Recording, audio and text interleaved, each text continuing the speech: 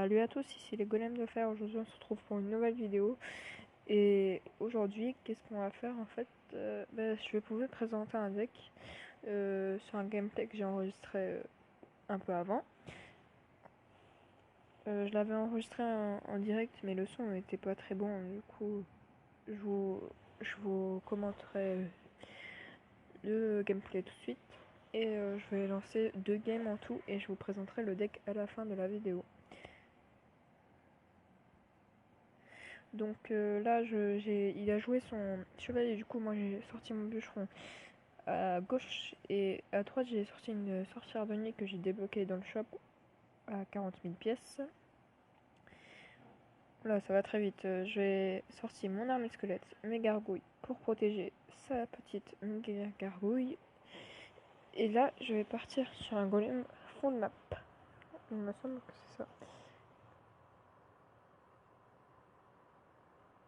Du coup là mon golem va bientôt partir. Et voilà, il est posé.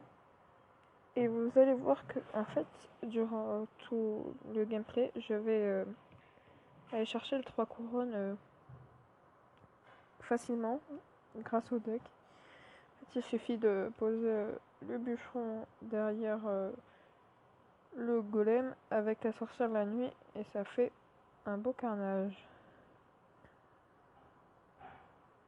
Enfin, en général. Là, ce sera pas trop le cas, mais je vais poser des gargouilles et lui, il va mettre sa tornade en fait pour toucher sa tour du roi pour la déclencher. Mais le golem a gardé le focus et les gargouilles ont fait le taf sur la tour, ce qui va détruire la tour. Et je trouve ça pas mal quand même. C'est cool que ça aurait pu être pire. Du coup là je me suis foutu de sa gueule parce que je trouvais ça fait un peu bâtard de jouer comme ça, mais bon. Tout le monde joue comme il veut. Et donc voilà, là il est sorti sa boule de feu, ça a défoncé mon armée squelette. Heureusement j'ai posé mon bûcheron et là je vais placer un golem offensif dans le corner. Et il a mis une tornade. Je sais pas pourquoi, il a très mal posé.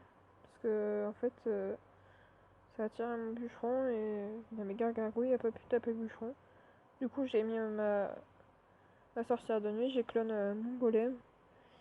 Et là vous avez vu qu'il m'a pris la tour, mais c'est pas grave parce que moi je vais tout de suite lui prendre. Il reste 140 points de vie et voilà, c'est fini. C'est fini pour lui.